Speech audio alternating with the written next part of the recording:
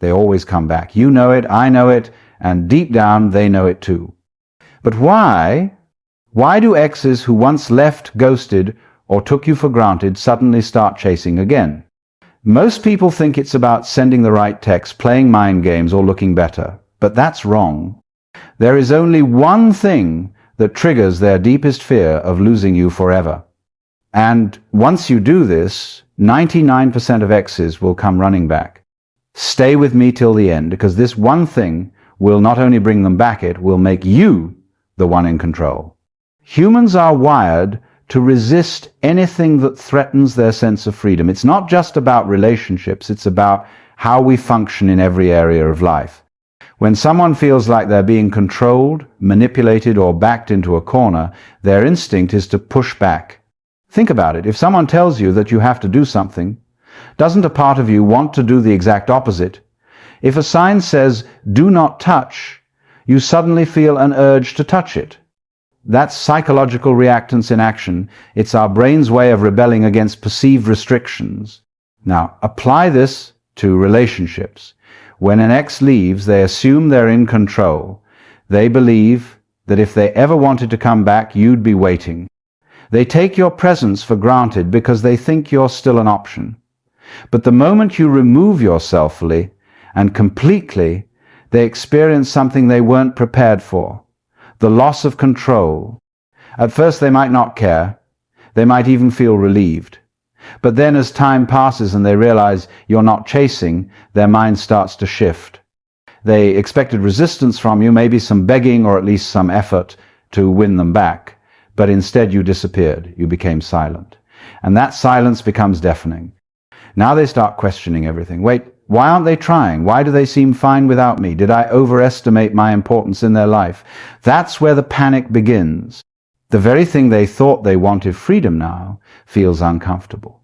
Because true freedom isn't about pushing someone away and expecting them to stay available. True freedom means they no longer have control over you, and that scares them. This is when their mind starts working overtime. They begin to replay old memories, focusing not just on the bad times but also on the good. And since the human brain has a way of romanticizing the past, they start seeing you in a different light. What was once taken for granted is now missed. What was once considered replaceable now feels rare. And the most ironic part, the more they feel like they can't have you, the more they start wanting you. That's psychological reactance at its peak. When something is easily available, people don't value it. But the moment it's out of reach, it becomes desirable. This is why begging, chasing, or proving yourself never works. It reinforces the idea that they still have control, which only makes them pull away more. But when you genuinely detach, when you make peace with their absence and truly move on, that's when their mind does a complete 180. They start chasing, they start reaching out, and suddenly they're the ones afraid of losing you. Walking away isn't just about physically leaving.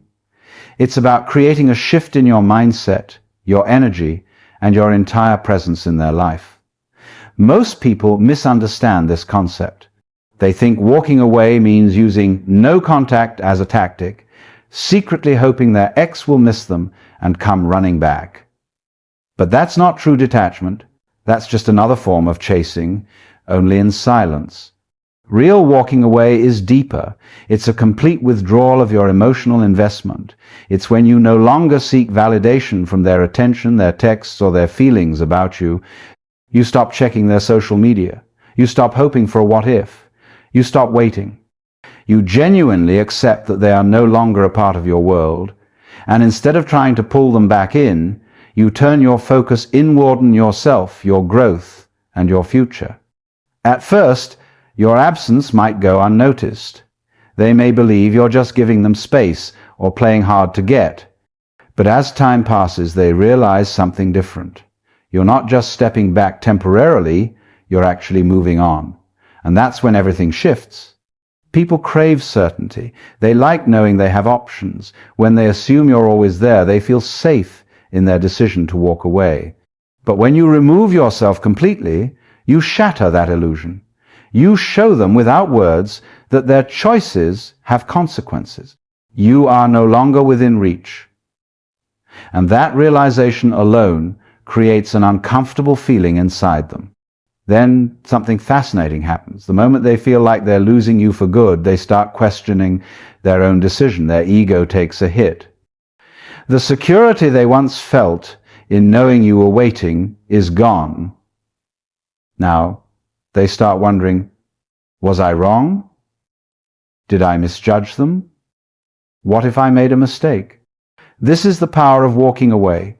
It forces people to reevaluate what they had, not because you begged them to, but because your absence did the talking for you. It makes them realize that they never actually had power over you. You just allowed them to think they did. And now they are the ones feeling uncertain, wondering if they can ever have you back. But here's the key. Walking away only works if it's real.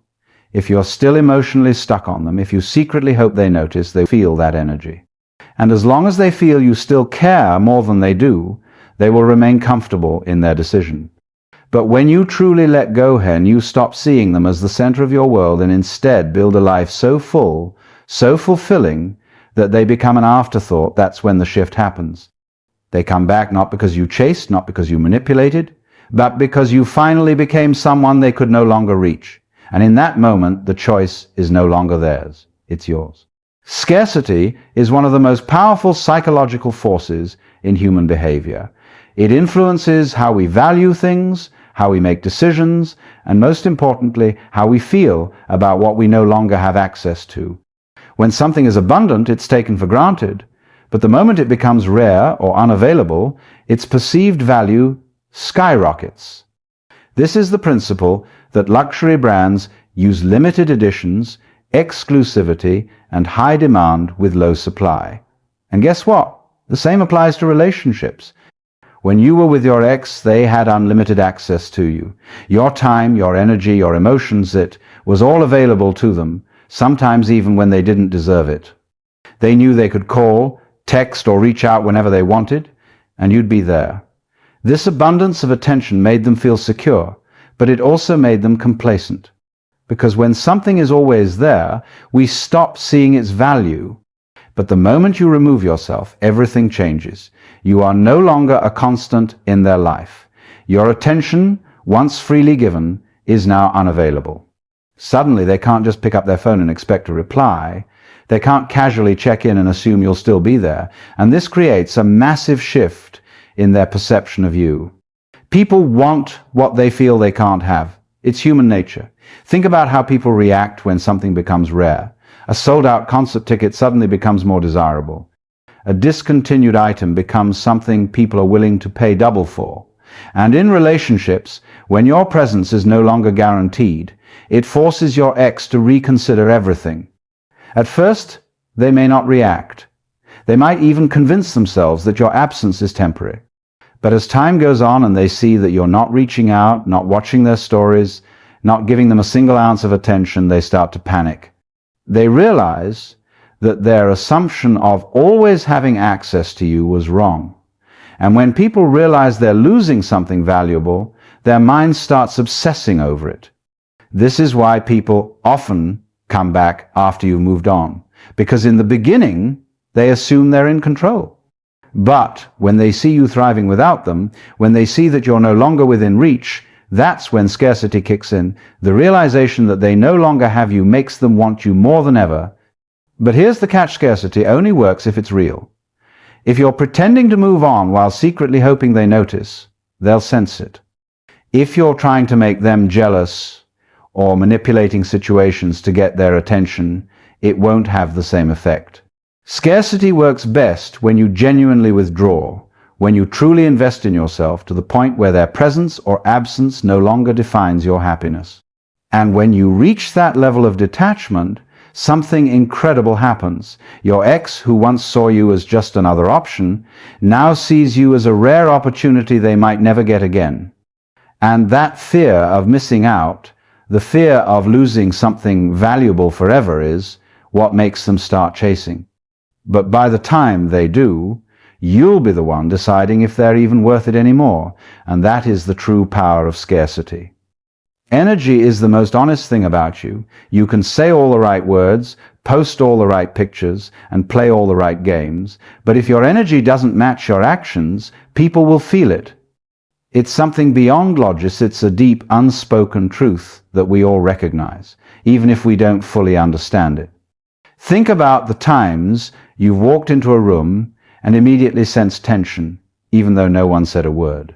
Or the times when someone told you they were fine, but you could feel that they weren't. That's energy at play. It speaks louder than words, louder than actions, and most importantly, louder than any strategy you could. Energy is the most honest thing about you. You can say all the right words, post all the right pictures, and play all the right games, but if your energy doesn't match your actions, people will feel it. It's something beyond logic. It's a deep, unspoken truth that we all recognize, even if we don't fully understand it. Think about the times you've walked into a room and immediately sensed tension, even though no one said a word. Or the times when someone told you they were fine, but you could feel that they weren't. That's energy at play.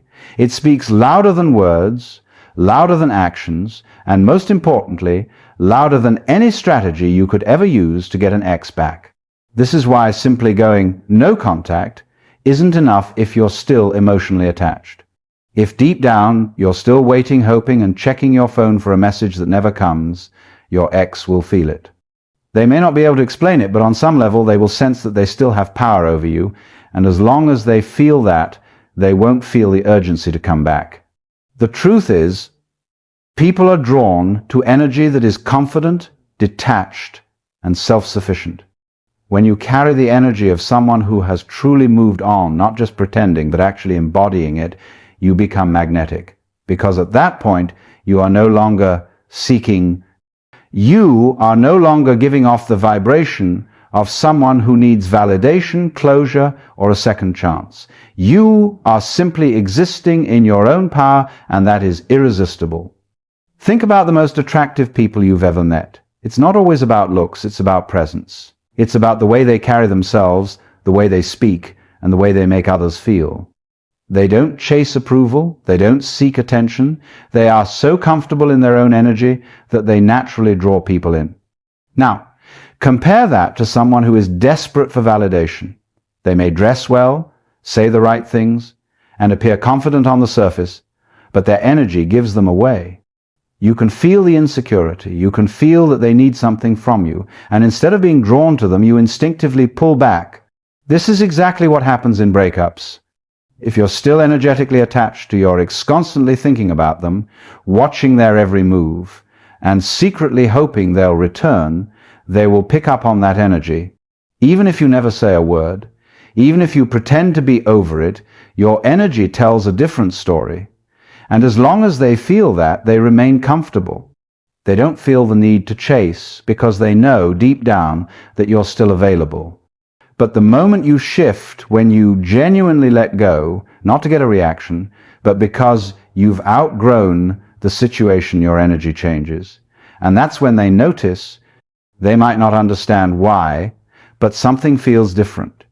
You're not reachable anymore, not just physically, but emotionally and spiritually.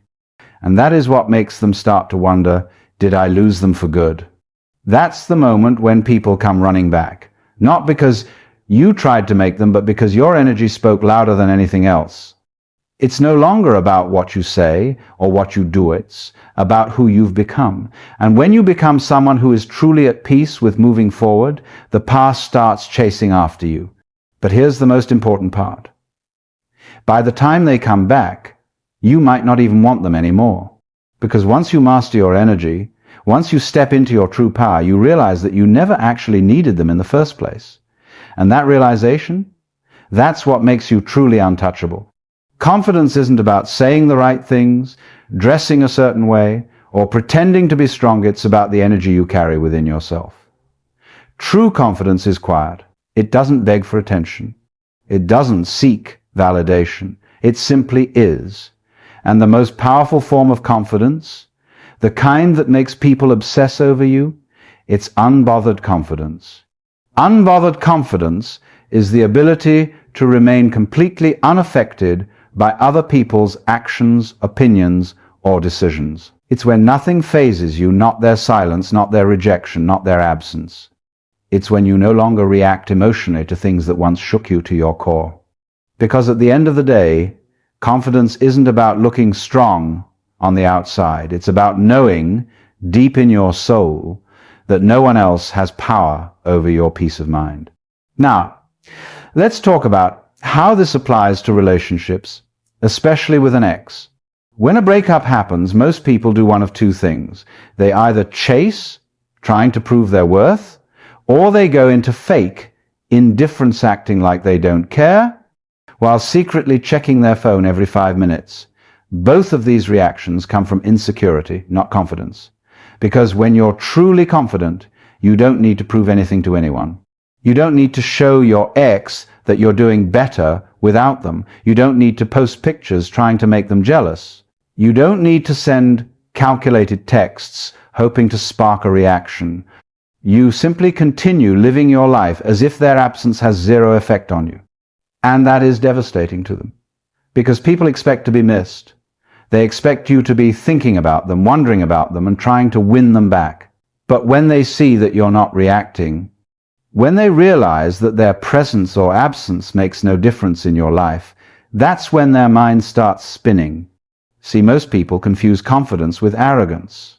But real confidence is never about making someone feel inferior. It's about knowing that you don't need anyone to complete you.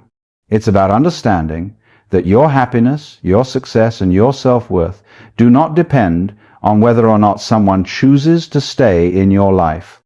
When your ex sees you genuinely unbothered, it messes with their head, because suddenly they're the ones wondering, wait, why aren't they affected? Did I mean nothing to them? How are they moving on so easily? And the moment they start questioning their importance in your life, they start feeling an urge to prove it. That's when they start reaching out. Subtly at first, maybe a random, how have you been? Text, a like on your old photo, or even a sudden check-in from a mutual friend. But make no mistake, this isn't just curiosity, it's their ego trying to figure out if they still have any emotional control over you. And this is where unbothered confidence becomes your greatest weapon, because when you truly embody it, you don't need to respond, you don't need to react. Their attempts to get your attention become nothing more than background noise. You're too busy focusing on yourself, your growth, and your future to be affected by their sudden interest. And here's the best part, by the time they realize they want you back, you won't even be interested. Because unbothered confidence doesn't just make people chase you, it helps you realize that you deserve better than someone who had to lose you to appreciate you.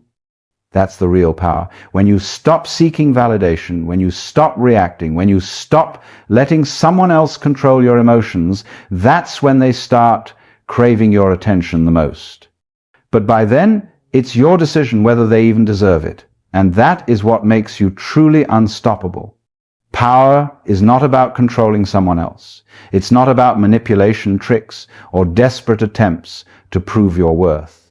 True power, the kind that shifts dynamics, changes minds, and makes people regret ever losing you, comes from one thing: indifference. The ultimate power move isn't playing games, making someone jealous, or trying to show them what they lost. The real power move, it's walking away with absolute certainty and never looking back. Most people misunderstand power in relationships. They think the person who cares less wins. That's why after a breakup, they obsess over strategies: when to text, what to post, how to act unbothered, while secretly stalking their ex's every move. But this is reactivity. And the moment you're reactive, you've already lost. Because real power doesn't react, it decides. The moment you stop waiting, hoping, and seeking closure is the moment the power shifts. Why? Because people crave certainty. They like knowing they have options. Your ex might have walked away believing that if they ever changed their mind, you'd still be there. They assumed they could come back whenever they wanted, that you'd always be an option. But when you remove yourself completely, when your energy is no longer available to them, it forces them to confront the reality of their decision. At first, they may feel fine, maybe they even feel relieved, but time is the greatest equalizer. Because as the weeks go by and you don't reach out, as you don't give them the satisfaction of seeing you struggle, something strange happens. They start wondering, did I make a mistake? Why aren't they chasing me? Were they never that invested in me to begin with? This is the mind game they never expected to play. They thought you'd grieve, that you'd wait, that you'd be watching their every move. Instead, you disappear like they never mattered. And that is a feeling they never prepared for. Because people don't truly value something until they believe they've lost it. When they know you're still emotionally attached, they feel safe. But the second they realize that their absence hasn't affected you, that you've moved on without hesitation, that's when their mind starts spiraling. Suddenly, they're the ones feeling uncertain.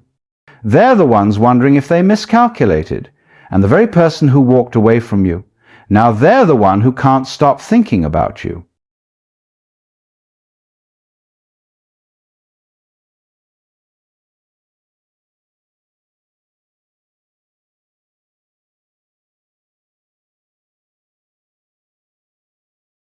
By the time they start missing you, you won't even care anymore. Because walking away isn't just about making them chase you. It's about rediscovering yourself. It's about realizing that you were never the one who lost anything were. When you truly detach, when you stop thinking about them and start focusing on your own life, you evolve into someone so powerful, so self-assured, that the thought of going back to them doesn't even cross your mind. And that's the irony of the power move. It starts with making them miss you, but it ends with you not even wanting them back. You reach a point where their return wouldn't even be a victory, it would be an afterthought. And that is what they never saw coming. Because people expect to be chased. They expect to be missed. They expect to have time to figure things out. But when you walk away completely, when you make it clear through your actions, not words, that they no longer have access to you, that's when they start chasing. But by then, it's too late. Because power isn't just about making them regret losing you, it's about becoming someone who never needed them in the first place. And once you see yourself in that light, the game is over. For them, and that's the beauty of the ultimate power move, it transforms you. It starts as a simple decision to walk away, to stop seeking, to reclaim your energy. But in that process, something incredible happens. You stop looking back. You stop wondering. You stop needing external validation. Instead, you step fully into your own power, realizing that you were never the one who lost they were. Because true power isn't about getting them to come back. It's about reaching a point where their return no longer even matters to you. It's about becoming so fulfilled, so self-assured, that you no longer place your worth in someone else's hands. And that's when the tables truly turn. That's when they start chasing, questioning, regretting. But by then, you've already moved on. You've already leveled up. You've already won. So the ultimate power move isn't just about them, it's about you. It's about rising so high that the past becomes irrelevant. It's about evolving into someone who never needs to play games, who never needs to prove anything,